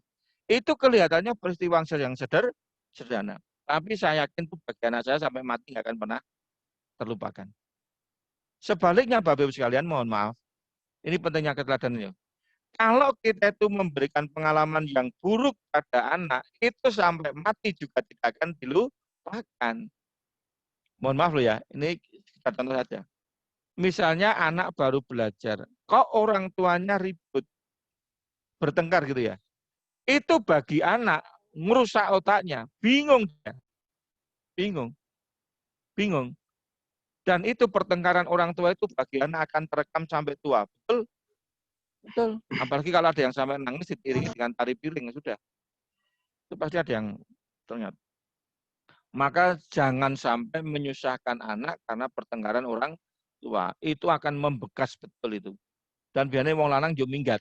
Karena nggak tahan melihat pertengkaran orang tuanya. Itu bahaya sekali itu. Maka sekali lagi Bapak Ibu, kalau tidaklah kita suatu saat, ya jeneng rumah tangga mending nganggo padu siri-siri ya. Saya harap kalau padu pakai WA. Ya. Kalau kita beda pendapat, pengen bertengkar pakai WA. Dan itu pun setelah jam 12 malam. Nanti subuh, wes rampung. Gitu. Sebab kalau sampai anak tahu, waduh. Bisa Anda bayangkan, masih ingat Bu, seorang anak itu kalau tahu bapaknya koruptor, wah itu parah, depresi Bu. Masih ingat kasusnya Bang Duta yang sekian tahun yang lalu. Itu anaknya kepala cabang Bang Duta Jakarta Selatan, itu sampai bunuh diri. Karena nggak tahan dibully. Di Jogja itu ada korupsi tapi kantor swasta. Wah itu sampai di mana? Masuk koran, KR, halaman 1. Anaknya mengurung diri sampai meninggal. Padahal sudah mau masuk perguruan tinggi. SMA, meninggal kelas 2. Jadi orang tua itu kalau memberikan pengalaman yang buruk, itu pun bagi anak juga membekas. Maka untuk menjadi be a good Muslim, itu langkah awalnya memberi pengalaman yang baik. Coba silang saya ingat, kita itu sudah tua-tua kayak gini. Ingat nggak pada waktu kita kemah di waktu SMA? Ingat nggak? Ingat. Karena kemah itu juga memberikan kesan bagi siswa. Berilah pengalaman-pengalaman yang baik. Yang kedua, yang terakhir. Yang pertama tadi be a good Muslim. Yang kedua ini passion. Lah kalau sudah bicara passion, itu bukan barang yang wajib. Itu sesuai dengan selera. Tapi ini penting sekali Bapak sekalian. Passion itu loh. Saya yakin SMA itu jarang, bukannya tidak ada, tapi masih jarang yang memperhatikan passion anak didiknya. Mesti kabeh digiring ke perguruan tinggi, yang penting fakultasnya favorit. Mesti seperti itu. Karena itu akreditasi, ya kan? Pernahkah Bapak Ibu mengarahkan anaknya untuk ke passion? Mau passion itu udah ngerti passion iki apa? Taunya ya minat bakat. Dulu ada program PMDK minat bakat. Tapi minat dan bakat itu cuma pada nilai rapot. Itu kognisi. Minat bakatnya nggak muncul. Padahal orang itu bisa mendapat sukses itu karena passionnya itu. Orang itu kalau sudah muncul passionnya, sudah tahu passionnya dan dia bekerja di situ, nggak akan pernah lelah. Kesuksesan itu tinggal tunggu waktu. Contohnya banyak sekali. Saya berikan contoh. Misalnya yang populer itu Bung Karno. Bung Karno itu jelas politikus, proklamator, orator, iya kan? Dia luar biasa, organisator dan sebagainya. Pertanyaannya, apakah Bung Karno itu pernah kuliah di Visipol? Tidak. Tapi kenapa jadi seperti itu, jadi politikus? Karena passionnya. Kalau S1-nya teknik sipil bangunan, cerdas juga di bidang bangunan, tapi passionnya ke arah itu. Jadi meskipun insinyur teknik sipil malang melintang dalam dunia politik, keluar masuk penjara. Kalau panjenengan punya anak lulusan teknik elektro, diterima di Pertamina, diterima di Indosat, diterima di PT Telkom, kok milih ngaji ngalor ngidul, maka keluar masuk penjara? Stres nggak Bu? Kecewa kan Bu? Kowe iki tak ditit dadi insinyur, lah kok malah mulang ngaji? Lah kok malah melu demo? Pasti kecewa. Itu Bung Karno itu contoh orang yang menemukan passionnya. Akhirnya mengantarkan beliau menjadi proklamator tokoh nasional. Dalam hal ini kita harus acungi jempol pada beliau. Contoh yang kedua yang hampir sama, siapa? Akbar Tanjung. Akbar Tanjung itu kuliah 11 tahun, hampir drop out itu itu. Itu Akbar Tanjung. Tapi siapa yang menyangka di kemudian hari Akbar Tanjung itu jadi menteri 5 kali berturut-turut? Tidak ada dalam sejarah. Coba cari orang yang jadi menteri kok sampai 5 kali. Itu kalau bukan Akbar Tanjung tidak mungkin. Meskipun lidahnya itu cedal, bilang nasi goyang ya. Pesan nasi goreng rai, soalnya nasi goyang. Tapi Akbar Tanjung itu harus kita akui jempol. Itu 5 kali jadi menteri. Pertama dia jadi menteri pemuda dan olahraga. Lalu jadi menteri perumahan rakyat. Diangkat lagi jadi menteri sekretaris kabinet. Diangkat lagi jadi menteri sekretaris negara. Terakhir saya nggak tahu menteri apa, lupa itu. Lu kok bisa? Apa dia kuliah fakultas hukum? Tidak. Visipol? Enggak juga. Apa dia? Teknik elektro. Insinyur kok kayak itu? Meletuki piye? Margaret Thatcher itu 2 kali jadi Perdana Menteri Inggris. Pertama kali di Inggris. Ada Perdana Menteri wanita. Dan itu 2 kali. Padahal beliau dari Partai Konservatif. Apa beliau itu ahli hukum? Enggak. Visipol enggak. Margaret Thatcher teknik kimia. Insinyur teknik kimia. Panjangan beliau Mr. Bin Rowan Atkinson. Itu S1, S2-nya teknik elektro. Memang orang teknik itu banyak yang menyimpang. Termasuk yang bicara ini. Ya. Tapi saya merasa tersesat di jalan yang benar itu. Sesuai dengan passion. Saya itu mengajar sampai sore nggak lelah. Kenapa? Itu passion saya. Jadi jangan sampai ada yang jadi guru karena terpaksa. Itu nggak enak itu. Tapi kalau Anda menemukan passion, wah, saya itu dari dosen itu passionnya luar biasa. Ampun, kalau mahasiswa munggah gunung, Pak Toten yang paling nggak ada capeknya, malah nilai gue saya kecil itu. Karena ketemu passionnya. Lah tugas guru itu, orang tua itu menemukan passion ini. Lah kalau sudah ketemu passionnya, tinggal didorong sudah. Pasti sukses, pasti. Dan itu saya coba pada anak saya. Saya tidak pernah, anak saya itu gue kuliah neng-gini, kuliah neng. Enggak. Tapi saya lihat dulu dia senangnya apa. TK, SD, dia itu jagung gambar. Saya leskan gambar. Gambarannya bagus. Kalau lomba mesti menang. Gue saya kemarin senang gambar. Matematikanya cocok lah, ya udah lumayan. Kemarin alhamdulillah kuliah di arti sektor itu tidak sampai 4 tahun selesai kumlot. Karena passionnya di situ. Proyek itu kalau ada kemarin di Palu itu apa? Likuisasi itu ya. Kan ada pembangunan masjid. Itu anak saya itu belum lulus sudah dapat kontak pembangunan masjid di Palu itu. Karena apa? Pekerjaan yang harusnya dikerjakan 2 bulan, seminggu selesai. Karena passion. Senang sekali dia gambar. Terakhir dapat proyek di Lombok. Karena dapat CSR itu ya. Ya masjid juga. Jadi kalau orang itu sesuai dengan passionnya, tidak ada masalah. Jangan tahu kalau yang suka nonton bal-balan. Pelatihnya Arsenal. Siapa itu? Arsene Wenger ya? Betul ya? Arsene Wenger itu bukan sarjana olahraga loh itu. Arsene Wenger itu dokter, Pak. Ramu itu. Nah, nyatanya sukses sih. Karena dia menemukan passion di situ. Banyak orang-orang itu yang tersesat di jalan yang benar. Panjenengan tahu yang namanya Ibnu Sutowo. Itu adalah direktur Pertamina legendaris. Artinya setelah Ibnu Sutowo itu cuma penggantinya. Sutowo itu besar, Pertamina itu besar di zamannya Ibnu Sutowo. Itu harus diakui. Harus diakui. Direktur berikutnya itu cuma penggantinya. Apakah Ibnu Sutowo itu dari Fakultas Pertambangan? Tidak. Dari Fakultas Geologi? Tidak. Dari Teknik Mesin? Tidak. Ibnu Sutowo itu dokter bedah. Lo kok mimpin Pertamina? Sembuh. Nyatanya sukses. Saya itu pernah tahun 89 ke Cilacap, kerja praktik di unit pengolahan minyak kilang 4 Cilacap. Itu bosnya pengolahan kilang Cilacap, itu namanya Dr. Marius Aruf. Lu kok dokter kok bisa jadi kepala unit pengolahan 4 Cilacap. Ya itulah. Jadi orang itu sekali lagi Bapak Ibu guru itu bagaimana anak itu ketemu passion. Nah kalau passion itu adalah be yourself, bukan be a good Muslim, tapi be yourself. Biarkan anak itu jadi dirinya sendiri. Pengen apa? Itu pilihan bebas. Tapi kamu harus betul-betul tahu minat bakatmu, lalu di situ kamu tanggung jawab. Saya dulu ini salah arah, tapi ini pengalaman bagi anak-anak kita, jangan sampai salah arah. Saya dulu bingung harus fakultas apa. Ngaku nilainya pas-pasan di SMA 1. Tapi saya yakin iso gitu loh.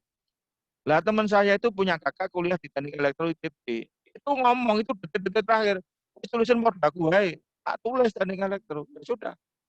Pong-pong bolong saya nggak paham apa-apa. Ini ketombo. Nah itu. Tapi itu kan bukan passion saya. Mohon maaf loh ya, saya nggak ngerasani.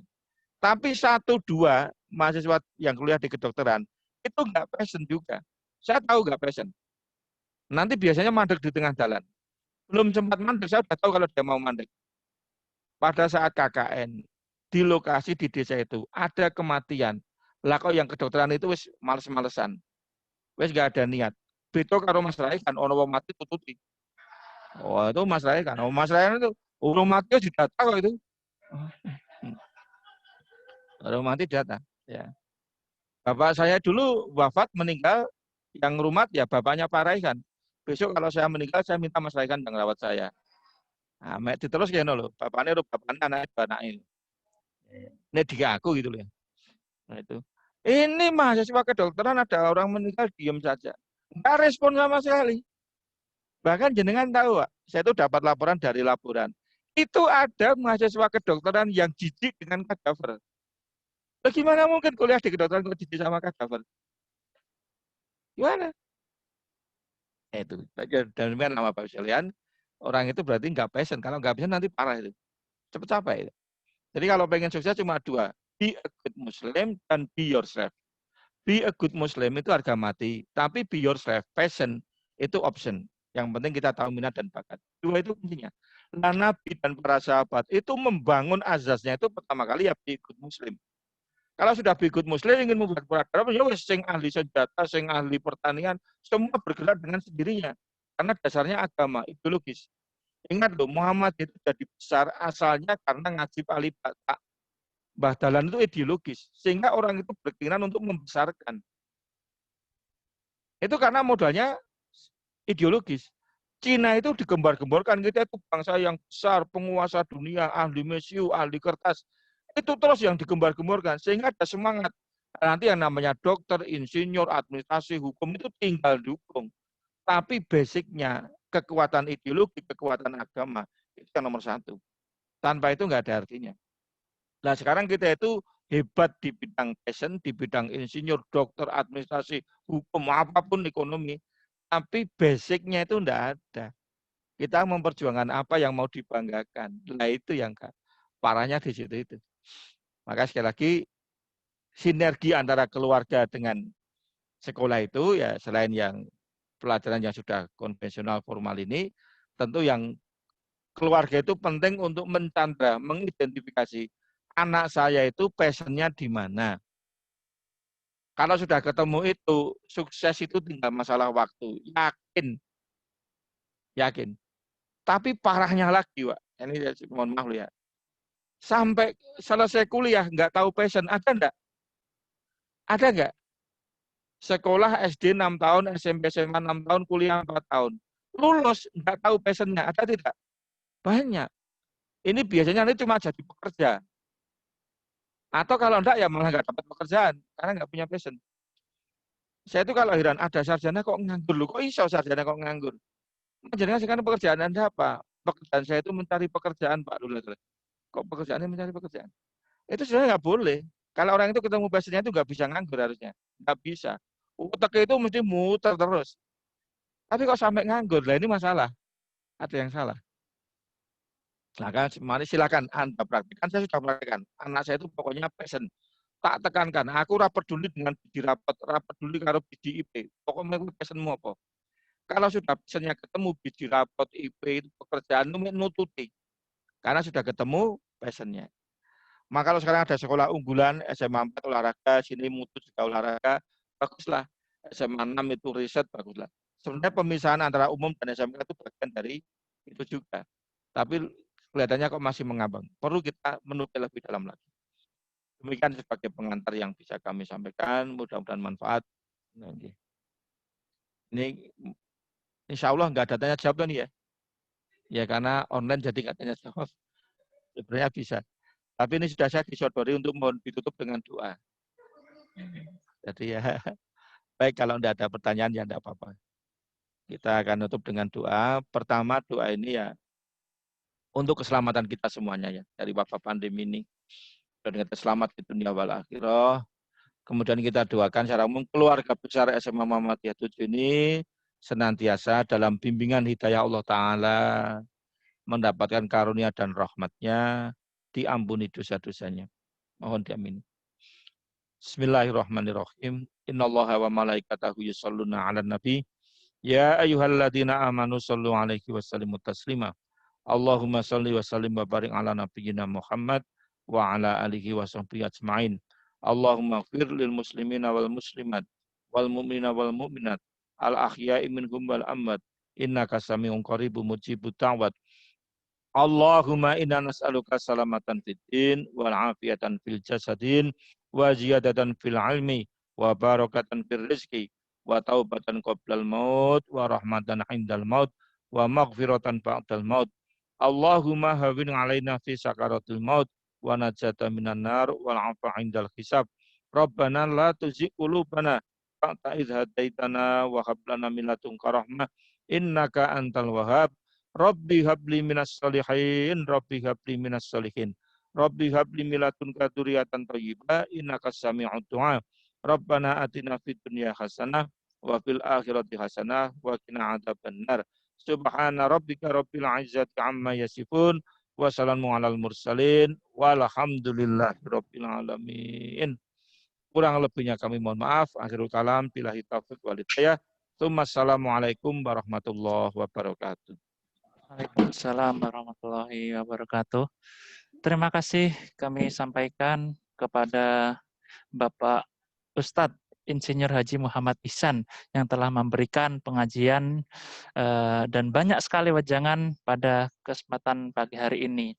Setidaknya ada dua hal yang perlu kita garis bawahi, bahwa dalam mendidik anak, marilah kita menjadi pribadi yang mampu memberi contoh, kemudian ajarilah anak-anak untuk melakukan pembelajaran berbasis pengalaman, karena pengalaman itu akan menjadi long term ya di dalam akal pikiran dan akan membekas di dalam diri pribadi anak. Dan juga tak lupa kita tidak boleh serta-merta memaksa anak untuk mengikuti kehendak kita, akan tetapi ada kalanya setelah basic akhlak terpenuhi, maka kita juga harus mempertimbangkan passion daripada anak itu sendiri. Baik, rangkaian demi acara telah kita laksanakan, dan saya selaku pembawa acara memohon maaf apabila dalam membawakan acara banyak salah kata. Yang terakhir kami sampaikan terima kasih kepada Universitas Ahmad Dahlan yang telah memberikan dukungan dan support atas acara hari ini, dan kepada Bapak Ibu Guru serta Bapak Wali Murid untuk mengisi daftar hadir di link yang telah diberikan melalui chat. Demikian dari kami. Akhir kata, Assalamualaikum warahmatullahi wabarakatuh.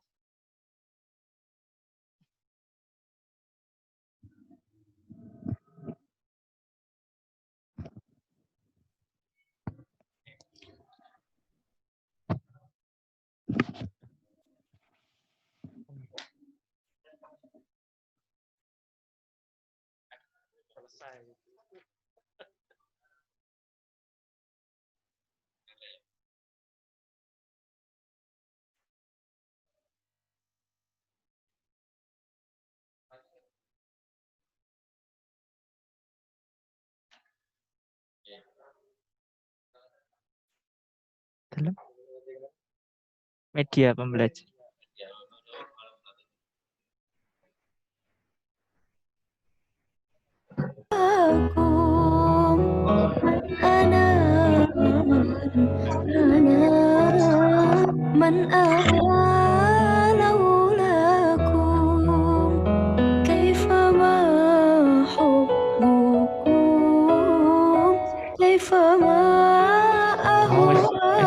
Tak foto sih, mau awan-awan tak foto.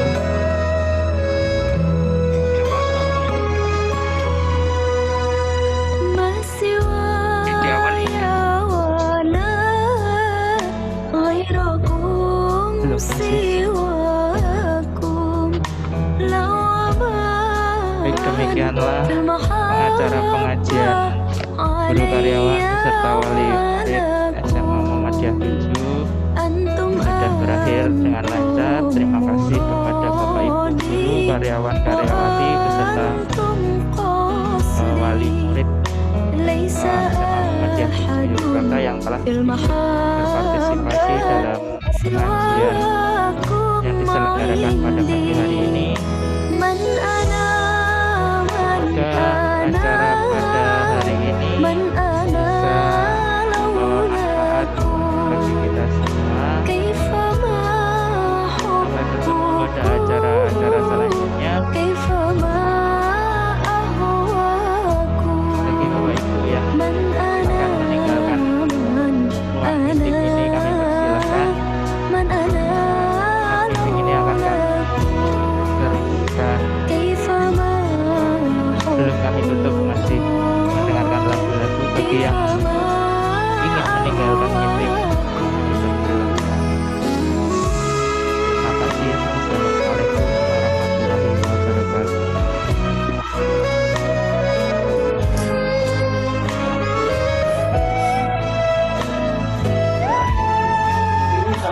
Ini sesi juga kali. Kan dulu ikutan dari bawah. Mau tuh.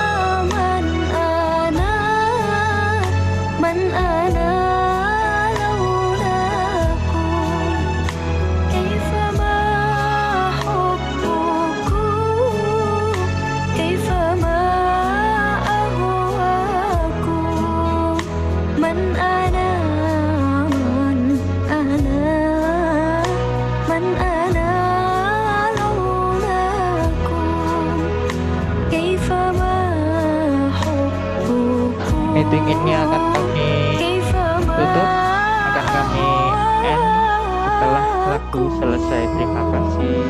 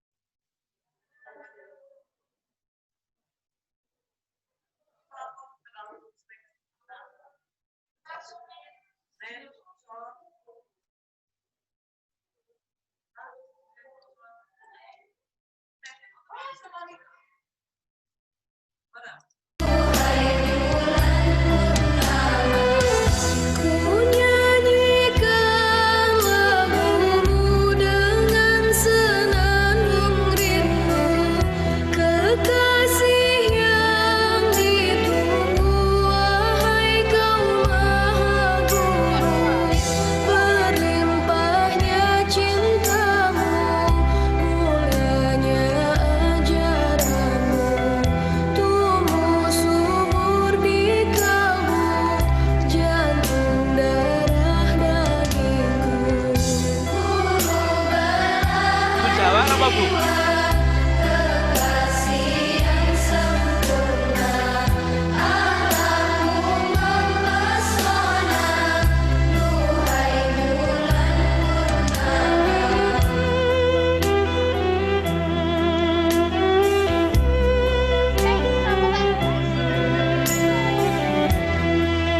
Aduh senang.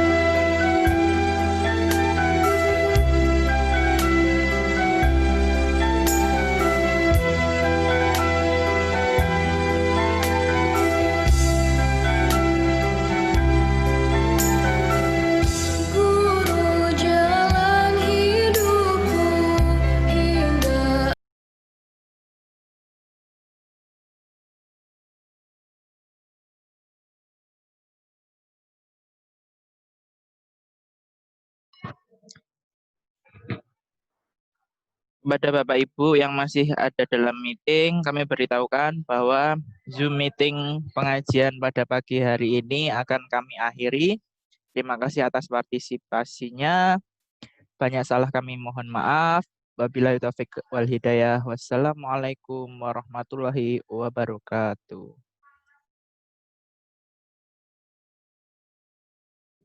Waalaikumsalam warahmatullahi wabarakatuh.